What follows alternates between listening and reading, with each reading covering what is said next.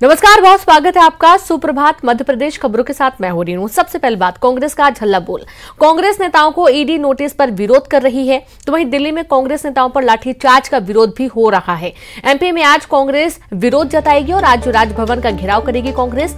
17 जून को जिला मुख्यालयों पर धरना देंगे कांग्रेस कार्यकर्ता। तो जिस तरीके से ईडी ने बुलाया था राहुल गांधी को पूछताछ के लिए, उस पर कांग्रेस ने विरोध किया था दिल्ली में, और इस दौरान जो लाठीचार्ज पुलिस ने किया है इसका विरोध कांग्रेस कर रही है। कल भी दिल्ली में प्रदर्शन देखा गया था और आज भोपाल में भी इसका विरोध देखने को मिलेगा। तो कांग्रेस नेताओं को ईडी नोटिस पर विरोध जताया जा रहा है। दिल्ली में कांग्रेस नेताओं पर लाठीचार्ज का विरोध होगा और आज एमपी में कांग्रेस विरोध जताएगी।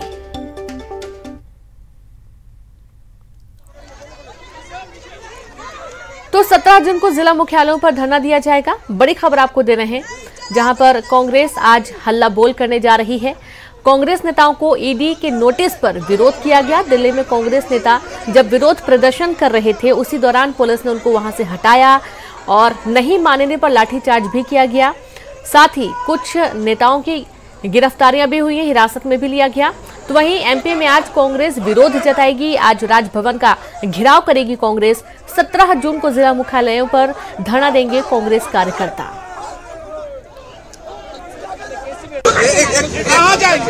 तो देखिए, काफी भीड़ झटकी हुई और इस दौरान कई कांग्रेसी कार्यकर्ताओं को लाठीचार्ज भी किया गया, जबरन उनको उठाकर हटाया गया, और जबकि शांतिपूर्ण तरीके से धरना दिया जा रहा था।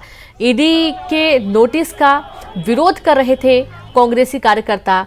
और बता दें कि कई बड़े चेहरे आपको नजर आए, जहां पर आप देख पाएंगे कि छत्तीसगढ़ के सीएम, राजस्थान के सीएम भी पहुंचे हुए थे। और जब काफी हंगामे के आसार बने, उस दौरान भी देखा गया कि कांग्रेस कार्यकर्ता डटे रहे तो पुलिस को लाठीचार्ज करना पड़ा, और इसी का विरोध अब कांग्रेस कर रही है।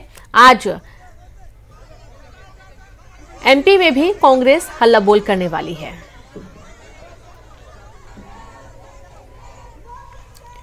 और चलिए आप सीधे रुक करेंगे भोपाल का। संवाददाता अनुराग श्रीवास्तव लाइव जुड़ गए। अनुराग, लाठीचार्ज, पुलिस का लाठीचार्ज और जिस तरीके से ईडी ने बुलाया था राहुल गांधी को, उसके बाद जो झड़प हुई थी पुलिस के साथ, आज इसका विरोध कांग्रेस करने वाली है। मध्य प्रदेश में भी इसका असर देखने को मिलेगा।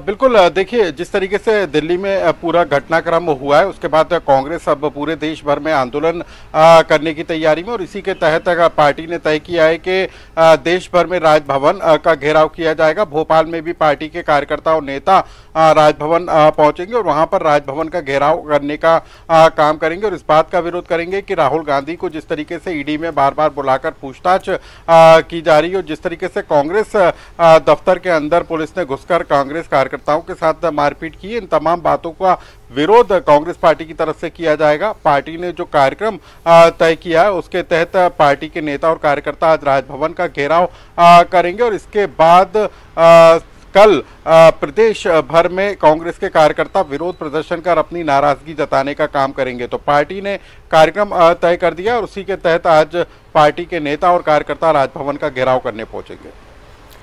जी बिल्कुल, अब चूंकि राजभवन का घेराव करने कांग्रेसी कार्यकर्ता पहुंचेंगे, हो सकता है कि कुछ हंगामे के भी आसार हों, और तो प्रशासनिक व्यवस्थाएं दुरुस्त हैं क्या अनुराग पहले से? बिल्कुल, देखिए, आज ही यदि हम सुबह से बात करें तो राजभवन के आने जाने वाले रास्तों पर बैरिकेड्स लगा दिए गए हैं, वहां पर से आवाजाही नहीं होगी, और अभी तक जो कांग्रेस का राजभवन घेराव है उसको अनुमति नहीं मिली है। तो कुछ देर के बाद जिला प्रशासन के अधिकारी इस पर क्या फैसला लेते हैं, ये देखना होगा। लेकिन कांग्रेस के कार्यकर्ता और नेता भोपाल में रोशनपुरा चौराहे पर इकट्ठे होंगे और वहां से पैदल मार्च करते हुए राजभवन के लिए रवाना होंगे। तो बीच में पुलिस ने उनको रोकने की व्यवस्था की है। तो अभी तक की यदि हम व्यवस्था की बात करें तो राजभवन के आसपास के सुरक्षा के घेरे को बढ़ा दिया गया है, और जब दोपहर में जब ये कार्यकर्ता राजभवन के लिए जाएंगे, तब रास्ते में बैरिकेड लगाकर वहां पर आवाजाही को पूरी तरीके से रोक दिया जाएगा। तो ये एक बड़ा कार्यक्रम आज भोपाल में होने वाला है, और कांग्रेस पार्टी इस विरोध प्रदर्शन के जरिए, राजभवन के घेराव के जरिए भी अपनी शक्ति प्रदर्शन करने की तैयारी में, और इसको लेकर पार्टी ने भोपाल और उसके आसपास के जो जिले हैं वहां से भी कार्यकर्ताओं को भोपाल पहुंचने को कहा है। जी बिल्कुल, बहुत शुक्रिया आपका अनुराग तमाम जानकारी के लिए। तो जो भी जिले के कार्यकर्ता हैं उनको भी भोपाल पहुंचने के लिए कहा गया है। बड़ा हल्लाबोल देखा जाएगा। तो वहीं प्रशासनिक व्यवस्थाएं भी की गई है जहां पर उनको रोकने की पूरी कोशिश की जाएगी। अगली अहम खबर, सतना में कांग्रेस को बड़ा झटका लगा है। कांग्रेस के कद्दावर नेता सईद अहमद ने कांग्रेस से बगावत कर हाथी की सवारी कर ली है। दरअसल सईद अहमद ने सतना से कांग्रेस से महापौर प्रत्याशी की टिकट की दावेदारी की थी, लेकिन पार्टी ने सतना विधायक पर भरोसा दिखाया और महापौर प्रत्याशी बनाया।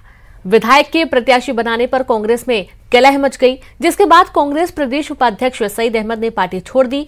सईद की पिछले कई चुनावों में उपेक्षा की गई। बहुजन समाज पार्टी के प्रदेश प्रभारी ने सईद अहमद को सतना नगर निगम चुनाव के लिए बहुजन समाज पार्टी का प्रत्याशी घोषित कर दिया है।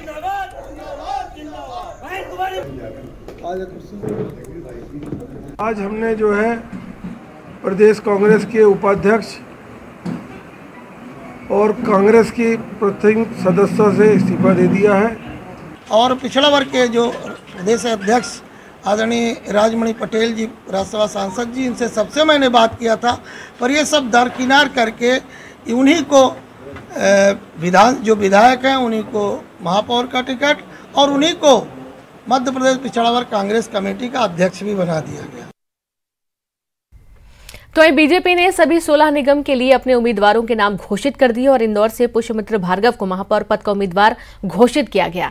वहीं प्रहलाद पटेल रतलाम से बीजेपी के उम्मीदवार होंगे। तो वहीं ग्वालियर में मेयर पद को लेकर फंसा पेच भी सुलझ गया है।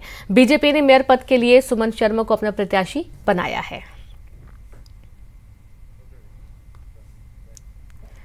बीजेपी मेयर उम्मीदवार बनाए जाने के बाद मेयर प्रत्याशी पुष्यमित्र भार्गव ने कहा कि स्वच्छता में पंच के साथ अब इंदौर बीजेपी के मेयर का भी पंच लगाएगा, लेकिन मेरा चयन इंदौर के नई ऊर्जा और विकास के लिए है। पार्टी के शीर्ष नेतृत्व ने कहा था कि बीजेपी का उम्मीदवार कमल का फूल होता है, तो मैं बीजेपी का कमल का फूल हूं। पार्टी के शीर्ष नेतृत्व ने, इंदौर के अध्यक्ष जी ने भी ये कहा था कि हमारा प्रत्याशी कमल का फूल होता है, तो मैं कमल का फूल हूँ, इस शहर का बेटा हूँ। मेरी तैयारी हर कार्यकर्ता कर रहा है, क्योंकि मेरी जीत कार्यकर्ता की जीत है, पुष्यमित्र की जीत नहीं है। दूसरा, संजय शुक्ला जी जो कांग्रेस के कैंडिडेट हैं, उनके बारे में मैं इतना कहना चाहता हूँ कि वो जिस सहजता से, जिस हंसमुखता से काम कर रहे हैं, वो दलगत राजनीति में हंस हंस के वोट ज़रूर मांग सकते हैं, लेकिन इंदौर के शहर का नागरिक बहुत समझदार है, शुद्धि है, नए अच्छे लोगों को, निष्पक्ष लोगों को और ट्रांसपेरेंट लोगों को लाना चाहते हैं। तो उस ट्रांसपेरेंसी में मेरी जीत है। तो संजय शुक्ला जी ने जो तैयारी की है वो ये शहर जानता है कि क्या तैयारी की है, और हमने जो तैयारी की है वो कार्यकर्ता के साथ खड़े रहने की तैयारी की है। अगली खबर, जहां इंदौर के बीजेपी कार्यालय में आयोजित बीजेपी कोर कमेटी की बैठक में शामिल होने पहुंचे गृह मंत्री नरोत्तम मिश्रा ने बीजेपी उम्मीदवार की जमकर तारीफ की।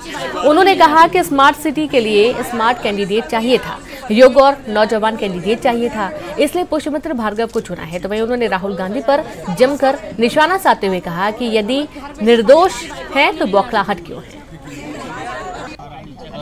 अगर निर्दोष है तो बौखलाहट क्यों है, और अगर डर नहीं है तो भीड़ काहे की है। आप विदेश में बड़ी बड़ी इटली हो जाते हैं, बैंकॉक हो जाते हैं, थाई हो जाते हैं, वहाँ तो अकेले जाते हो। ईडी के सामने जाने में भीड़ की आवश्यकता क्यों पड़ रही है। भ्रष्टाचार के मुद्दे को पॉलिटिकल बनाने की एक कांग्रेस की नापाक कोशिश है, लेकिन देश की जनता जानती है कि दाल में काला नहीं है, पूरी दाल ही काली है। घबरा लंबे इंतजार के बाद आखिरकार ग्वालियर नगर निगम के मेयर पद के लिए बीजेपी पार्टी ने अपना उम्मीदवार घोषित कर दिया। पूर्व जिला अध्यक्ष सुमन शर्मा को बीजेपी ने ग्वालियर नगर निगम में मेयर पद का उम्मीदवार बनाया है। सुमन शर्मा बीजेपी की जमीनी कार्यकर्ता मानी जाते हैं। वह पूर्व महिला मोर्चा की जिला अध्यक्ष भी रही हैं। तो वहीं उम्मीदवार बनाए जाने पर सुमन शर्मा का कहना है कि वह पार्टी की कार्यकर्ता है और इसी नाते टिकट मिला है। कांग्रेस पार्टी उनके लिए कोई चुनौती नहीं है। विकास और शिवराज और मोदी सरकार के कामों को लेकर जनता के बीच जाऊंगी। आखिरकार ग्वालियर में भी महापौर पद के लिए भारतीय जनता पार्टी ने अपना प्रत्याशी घोषित कर दिया है। और जैसा कि जिनका नाम दौड़ में सबसे आगे चल रहा था, सुमन शर्मा जी, उनको प्रत्याशी बनाया है भारतीय जनता पार्टी ने ग्वालियर मेयर पद को लेकर, और हमारे साथ सुमन शर्मा जी है और यहाँ खुशियाँ भी मनाई जा रही है। सुमन जी, लगातार आपका ही नाम था, पहले भी आपका था और आखिर में भी मोहर आपके नाम पर ही लगी है। बिल्कुल, मेरी पार्टी, मेरा संगठन कार्यकर्ता के बारे में सोचता है और कार्यकर्ता के बारे में सोचा है और आगे भी सोचता रहेगा। मुझे पूरा विश्वास था कि मेरी पार्टी मेरे बारे में सोचेगी। लगातार कांग्रेस ने अपना प्रत्याशी घोषित करने के बाद कहा था कि 42 साल का रिकॉर्ड तोड़ेगी, पार्टी इस बार जीतेगी, तो कितनी बड़ी चुनौती आप मानती है? काहे की चुनौती? मैं इसको चुनौती मानती ही नहीं हूँ, क्योंकि अब मैं किसी के बारे में कुछ नहीं बोलना चाहती। मैं जो सामने मेरे कैंडिडेट अभी है, मेरे लिए वो कोई चुनौती नहीं है। हम बहुत कम से कम 1 लाख वोटों से ज़्यादा से हम जीतने वाले हैं। भारतीय जनता पार्टी को जीत दिलाएंगी? कांग्रेस की किसी तरह की चुनौती को वो साफ इनकार कर रही है। शहर के मुद्दे, इसके अलावा मध्य प्रदेश सरकार और भारत सरकार के कामों को लेकर वो जनता के बीच जाएगी और उन्हें उम्मीद है कि जनता उन्हें आशीर्वाद देगी। सुशील कौशिक, न्यूज़ 18, ग्वालियर। इंदौर की विधानसभा 1 से कांग्रेस विधायक और वर्तमान में मेयर प्रत्याशी संजय शुक्ला 170 करोड़ के मालिक हैं। उन्होंने अपने शपथ पत्र में जो जानकारी दी उसके मुताबिक वे 75 गाड़ियों के मालिक हैं और इनमें BMW, मर्सिडीज, रेंज रोवर जैसी लग्जरी कारें भी शामिल हैं। तो JCB, dumper truck, hydra, crane, tractor, trolley, trailer, bike और स्कूटर शामिल हैं और इसके अलावा इनके पास 50 करोड़ से ज्यादा की जमीन भी है। जबकि 2018 के विधानसभा चुनाव के दौरान दिए गए शपथ पत्र में संजय शुक्ला के पास 103.71 करोड़ की संपत्ति थी, जो 3 साल में 70 करोड़ बढ़ गई। 2018 में इनके पास 50 गाड़ियां थी, जिनकी संख्या अब 75 हो गई है। 12वीं पास 53 साल के संजय शुक्ला का मुकाबला LLS, LLM, MPhil पास 41 साल के पुष्यमित्र भार्गव से है।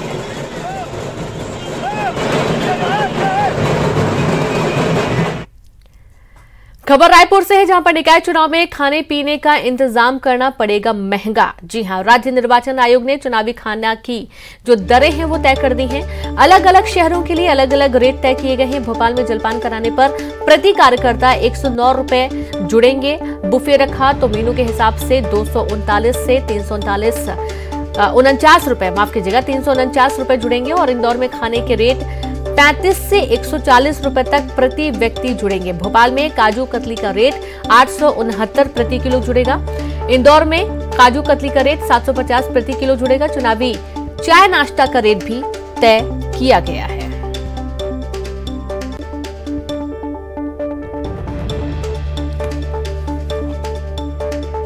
तो खबर भोपाल से है, जहां पर अब निकाय चुनाव में खाने पीने का जो इंतजाम है वो अब महंगा पड़ेगा।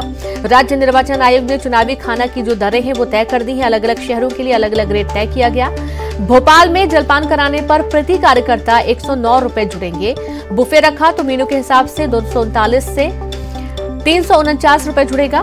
चुनावी चाय नाश्ता का रेट भी तय किया गया है।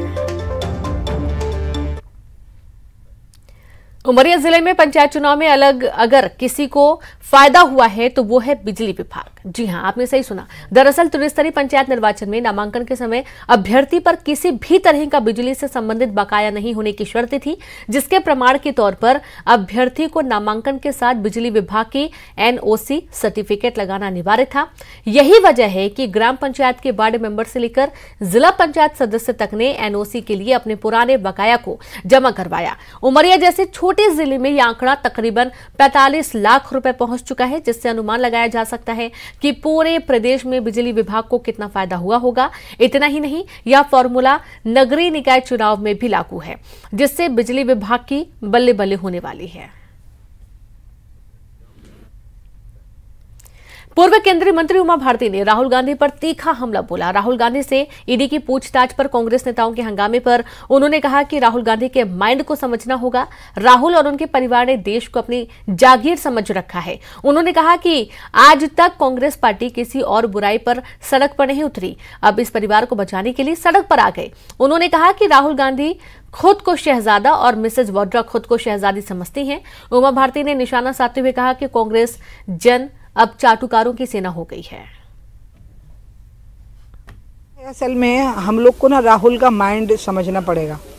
राहुल और उनके परिवार ने माना कि देश हमारी जागीर है, और हम इस देश के सामंत हैं, तो हम कोई भी चीज़ इधर से उधर कर सकते हैं।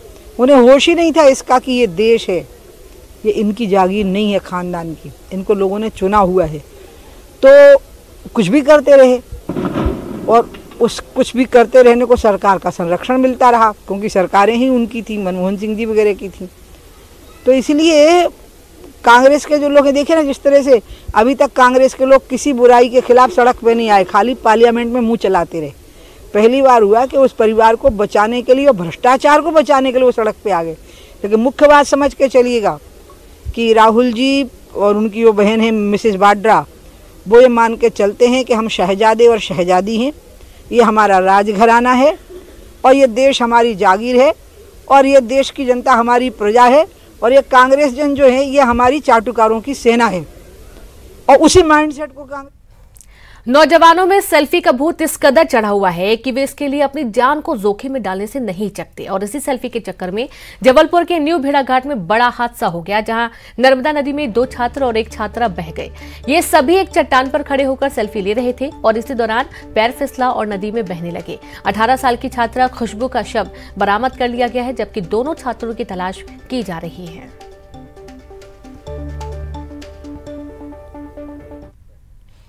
खरगोन जिले के बड़वा इलाके में नर्मदा किनारे सिमरला गांव में अवैध रेत उत्खनन रोकने गए बड़वा एसडीएम बाल बच गए और एक बड़ा हादसा टल गया। दरअसल कलेक्टर कुमार पुरुषोत्तम के निर्देश पर एसडीएम अनुकूल जैन की अगुवाई में बड़वा के सिमरला में अवैध रेत उत्खनन और परिवहन के खिलाफ कार्रवाई करने प्रशासन की टीम पहुंची थी और इस दौरान अवैध रेत उत्खनन कर परिवहन की तैयारी कर रहे ट्रैक्टरों की प्रशासन की टीम ने घेराबंदी की। बचकर भाग रहे एक ट्रैक्टर से एसडीएम की गाड़ी और होमगार्ड एक आरक्षक की सूझबूझ से बाल बच गए। प्रशासन की टीम ने अवैध रेत उत्खनन कर परिवहन कर रहे 6 ट्रैक्टरों को पकड़ा है। 2 चालक को भी हिरासत में लिया गया, लेकिन 4 फरार हो गए। क्षेत्र में नर्मदा तटीय गाँव में है और यहाँ पर लगातार शिकायतें मिल रही थी कि अवैध उत्खनन हो रहा है, अवैध परिवहन हो रहा है। आदरणीय कलेक्टर सर से जो निर्देश मिले हैं कि अवैध उत्खनन और परिवहन के विरुद्ध कार्रवाई करना है और उसके तारतम्य में आज हम लोगों ने ग्राम सिमरला और कप्पा स्थल आसपास के जो नर्मदा तटीय ग्राम है, हम लगातार यहाँ पर 4-5 दिन से नज़र रखे हुए थे और आज जैसे ही हमें खबर मिली, सूचना मिली, हमारे द्वारा एक बड़ी कार्रवाई। खबर भिंड से है, जहां पर रेत खदानों का ठेका होते ही खदानों में अवैध रूप से उत्खनन शुरू हो गया। यहां तक कि अब कंपनी के लोग पर्यायांच पुल के नीचे और बरेठी रेत खदान समेत 75 रेत खदानों में अवैध उत्खनन में जुटे हुए हैं। रेत भरने के लिए पर्यायांच पुल के नीचे सैकड़ों की संख्या में ट्रक भी खड़े रहते हैं। तो वहीं पर्यायांच पुल के नीचे से सीधे सिंध नदी की धार में से रेत निकाला जा रहा है और इस वजह से पुल के अस्तित्व पर भी संकट आ गया है। रेत खदानों का ठेका लेने के बाद कंपनियों ने काम शुरू कर दिया, लेकिन खास बात यह है कि कंपनी द्वारा नियमों को ताक पर रखकर रेत का अवैध उत्खनन किया जा रहा है। हालांकि जानकारी लगने के बाद प्रशासन की टीम कार्रवाई करने पहुंची, लेकिन रेत माफिया को सूचना मिल गई और रेत माफिया खदान से निकल गए। जगह है वो कुछ जिला दतिया भी लगता है उसमें और भिंड भी है, वो किस जगह हमारी टीम गई हुई है। जैसे ही जांच रिपोर्ट आएगी मैं आपको। तो क्या जानकारी ले आई थी सर आपके पास? जानकारी वहाँ पे कोई अवैध उत्खनन की कार्रवाई चल रही है। किसके द्वारा किया जा रहा था सर ये नहीं पता। कोई कंपनी के द्वारा कोई? भिंड पुलिस ने अवैध हथियारों की बड़ी खेप को पकड़ने में सफलता मिली है, जो नगरीय निकाय और पंचायत चुनावों में गड़बड़ी फैलाने के उद्देश्य से सप्लाई की जा रही थी। पकड़े गए आरोपी के पास से पुलिस ने 8 पिस्टल, 4 अवैध कट्टा समेत जिंदा कारतूस बरामद किए। दरअसल बीते सालों में पंचायत चुनावों में अवैध हथियारों से हिंसा की वारदातें सामने आती रही हैं। इन्हीं सभी घटनाओं से सबक लेते हुए भिंड पुलिस अलर्ट रहकर मुखबिर की सूचना पर कार्रवाई कर रही है। आईपीएल मीडिया राइट्स नीलामी में वायकॉम 18 ने बड़ी बाजी मारी है। वायकॉम 18 को अगले 5 साल के लिए आईपीएल के डिजिटल स्ट्रीमिंग के अधिकार मिले हैं। वायकॉम 18 ने करीब 20,500 करोड़ रुपए में ये डिजिटल अधिकार हासिल किए हैं और इस पर खुशी जाहिर करते हुए रिलायंस इंडस्ट्रीज के निदेशक नीता अंबानी ने कहा कि क्रिकेट और आईपीएल से हमारा रिश्ता और गहरा हो रहा है। उन्होंने कहा कि खेल हमारा मनोरंजन करते हैं, प्रेरित करते हैं और हमें एकजुट करते हैं। क्रिकेट और आईपीएल खेलों के और भारत के भी सबसे अच्छे प्रतीक हैं। यही वजह है कि हम इस महान खेल और शानदार लीग के साथ संबंधों को प्रगाढ़ करते हुए गर्व का अनुभव कर रहे हैं। जिस प्रकार हम बाकी सारे काम करते हैं उसी प्रकार हमारा मिशन आईपीएल के अद्भुत मनोरंजन को क्रिकेट प्रेमियों तक ले जाना, चाहे वो हमारे देश के किसी कोने में हो या फिर पूरी दुनिया में कहीं भी हो।